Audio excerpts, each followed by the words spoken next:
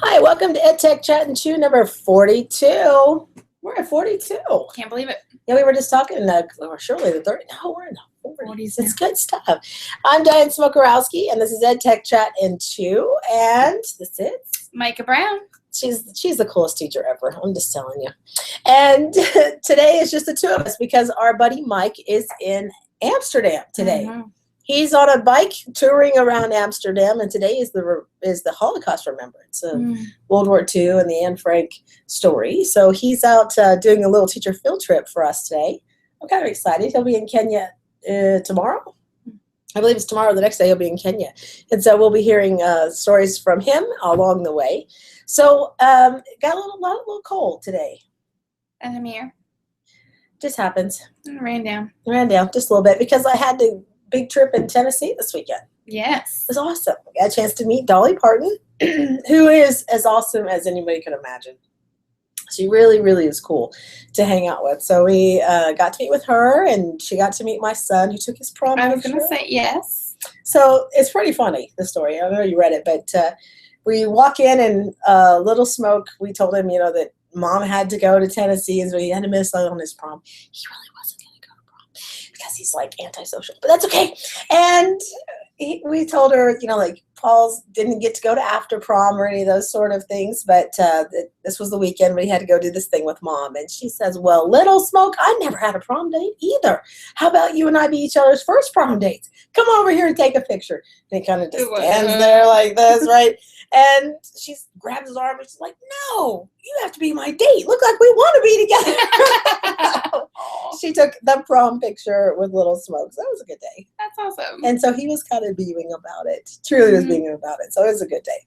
So Micah, we've got some things going on because it's a very special week in education. What is it? It is Teacher Appreciation Week, where we get to celebrate all the awesome things that you all are doing every day for students and parents across the nation. And, it's one of those things that Thank a Teacher is a hashtag. Have you seen that going around right now? So if you have a teacher who inspired you to be an educator, give them a shout out on social media and put the hashtag Thank a Teacher. Just give them a little, hey, thanks for inspiring me to be an educator too. Who's the educator that stands out to you? That would have to be my mom. My mom, she is retiring this year. And that's right. Yep, we'll have our retirement party next week, but she has taught 6th grade, kindergarten, 2nd, and no matter what age she's with, it's always about the kids and helping them learn and grow, and she is who inspired me to become an educator myself. So I loved growing up with a teacher mommy. Well, and not only was she a dynamic person to inspire you, but look at all the lives that she's touched throughout her life. Yeah, she still gets messages from former students, 20 years later, and just hearing the things that they're accomplishing and doing, and they still remember their kindergarten teacher. So tell those teachers thank you. You can't go wrong with a kindergarten teacher. They always will sit in your heart, always, always. And for me, it was my high school French teacher, Madame Cook. I was her teacher aide for 2-3 years of high school, but she was just such a powerful person to get everybody excited about learning, especially a foreign language. And I only took French because I knew I would love her. And I teach very much similarly as she did, and still cyber high-five to Madame. I love her. We still keep in touch to this day. So it's a good day. Okay, so that's going on. And then we're also getting ready for some summer adventures around here. Yes. We have Ed Camp coming up soon. Yay! We have some pretty awesome prizes coming to our Ed Camp. Yeah. Yeah. And some of them I was thinking, I'd like to learn a little bit more about some of these myself. What's on your list to learn? Definitely some more augmented reality things. Okay. I have a lot of teachers who are really interested in those interactive notebooks that their students are creating right now, how to make that into an augmented reality experience for them.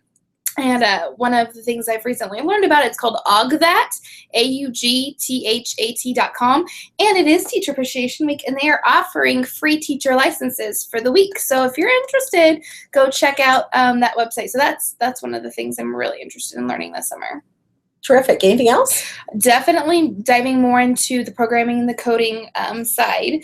Just received a grant for some Dot and Dash robots and some Osmos and all those fun toys, but let's get down there and play with them. So I need to learn myself the Blockly, the Scratch, and things like that. So I can set up those students' experiences next year. And there's so many places for you to go play and just explore and tinker with it just a little bit. A third option? Ooh.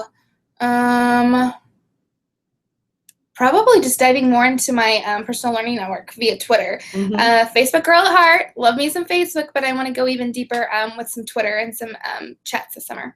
Sounds perfect. Sounds perfect. And Karen, who could not join us today, but she sent her list as well. Dot and Dash robots were her number me too. one. We need to talk, Karen. And coding was another piece for her. And the last option, she's looking for books. That was it. She wants to find out some books that would help her grow professionally. And she's wanting input from the audience. So if there's anything that you see out there you would like to share with Karen, she's going to be working strongly with the preschool grades this next year. Primarily in the elementary level to preschool is where her focus will be in the next school year. So if you have a great book that you'd love to share with her to kind of inspire her to be a better educator or just to keep those good wheels turning and learning, definitely share it in our comments, and then we'll pass them on to her. And for myself, I'm looking also at a thing called Tinker, Tynker. They're one of our sponsors for EdCamp this year.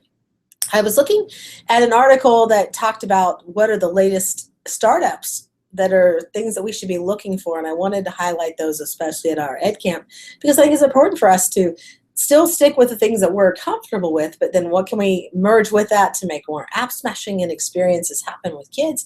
And when I came across Tinker, I was like, this is pretty genius. But it is a little bit on the coding side. It's a part of the maker movement and has a lot of genius stuff. So I would highly encourage you to go look at Tinker, Tynker, and see what you can find out about that.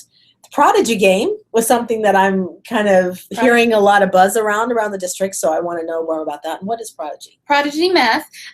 Think like Front Row, the Front Row math app where kids are self-paced through some math practice and things like that. But this has turned it more into a game with some anime characters and you get to dress yourself and just getting that gaming aspect into math practice. It's genius, and it's web-based, so you can use it on any device and free. It says free forever at the bottom. So, but you did see there's some premium. There are some premiums, but the teachers that I've been talking to that are using it don't find that to be an issue. Okay, so that's definitely one I want to explore a little bit more. And then Cubulets, which I love Cubulets. If you're not familiar with them, they are robots in cubes. Yes. And the way they work is you just snap them together. They're magnetic. They have like little magnetic things, and they just stack them together, literally. And it's the order in which you snap them together is what different programming that you're doing. And so you don't have to use a computer-based pull, drag, and drop. It's just snap these pieces together. They have a new tool called Moss. And I would say Cubulets, even though it's great at all ages, it's perfect for the little ones to just get started and not having to read. I mean, it's just exploring, discovery. Moss is kind of the next level up, and they're looking at 4th through 8th grade to play around with that one. Really, as I was looking at that article of all the things that were coming up, there were 3 themes that I saw again and again. One was definitely in the coding. All of these startups are trying to find ways to get kids to start exploring the coding world. That was huge across the line. The second one was learning to build your own apps.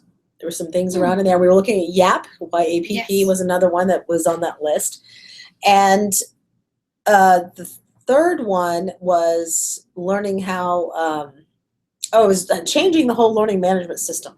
There was quite a bit for the secondary level was on that list. And I don't know if that's really what we need here, but it's customizing. So like things like Newsella, which allows you to pick articles for students, or Newsomatic, which is pretty genius little tool for kids and the newspaper current events.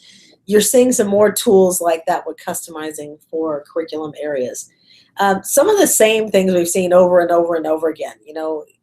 I don't need another Blackboard tool, even though that was a big popular piece. Google Classroom, Edmodo, those have worked really great over the years. And the new ones that I'm seeing coming down the line don't really look different. And they're expensive.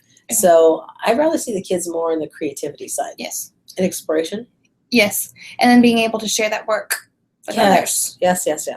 Most definitely. But there are some good things coming down the line. And we're curious to know what you want to learn about this summer. If you'll put that in the comments, let's grow this list and see what happens. Sounds good. All right. So what's for lunch today, Mike? Grilled chicken salad. Grilled chicken salad. I've had some fruit, I've had some chips, and now I'm going to get the sandwich. So it's a little backwards in lineup, but we're going to have a Arby's sandwich today. So, all right. We'll see you guys next time on EdTech Chatting 2. Bye.